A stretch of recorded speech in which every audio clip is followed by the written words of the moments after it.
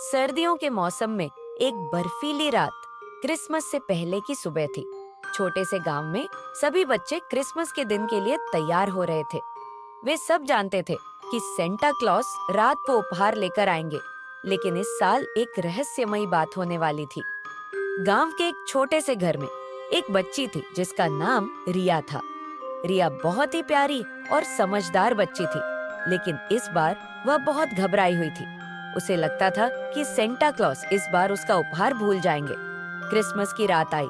सब लोग सो रहे थे, लेकिन रिया जाग रही थी। वह सोच रही थी, क्या सेंटा मुझे उपहार देंगे? तभी अचानक उसकी खिड़की से एक हल्की सी आवाज आई। वह दरवाजा खोलकर बाहर देखी तो एक अजीब सी चमक उसके बगीचे में दिखी। रिया ने धीरे से बाहर कदम रखा और देखा कि वहां एक बहुत ही सुंदर घड़ी पड़ी हुई थी। यह घड़ी बिल्कुल अलग थी क्योंकि उसमें एक छोटी सी नोट भी लटकी हुई थी। रिया ने नोट को खोला और पढ़ा, प्रिय रिया, यह घड़ी तुम्हारे लिए है, इसमें जादू है। जब भी तुम किसी को खुश देखोगी, घड़ी की सुई और तेजी से चलेगी। तुम्हारे दिल में जो भी ख्वाहिश होगी वह पूरी हो जाएगी। बस एक बात ध्यान रखना, खुशियों को बांटते रहना। रिया ने घड़ी को अपनी कलाई पर बांध लिया और अंदर चली आई। अगले दिन उसने अपनी घड़ी को देखा और सोचा, क्या सच में यह जादुई है? फिर उसने सोचा कि वह अपने दोस्तों को खुश करने के लिए क्या कर सकती है। रिया ने सबसे पहले अपने सबसे अच्छे दोस्त आयुष को ढूंढा।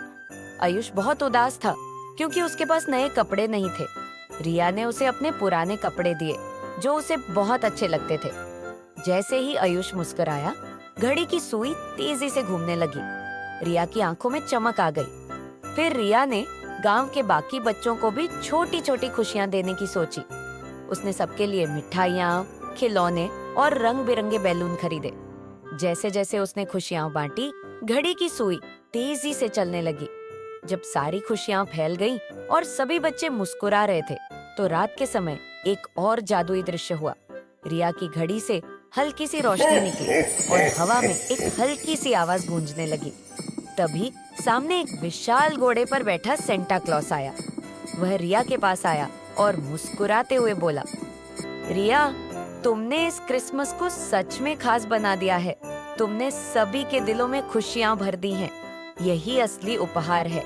सेंटा ने रिया को एक और तोहफा दिया, एक और घड़ी, लेकिन इस बार वह घड़ी सादा और शांत थी।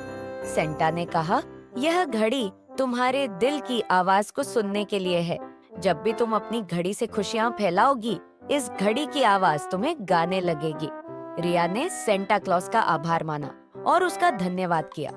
तब सेंटा क्लॉस हंसते हुए अपने रास्ते पर चल पड़े और रिया को समझाया, सबसे बड़ा तोहफा वह है जिसे हम दूसरों के साथ बांटते हैं। खुशियां बांटने से दिलों में सच्ची खुशी आती है।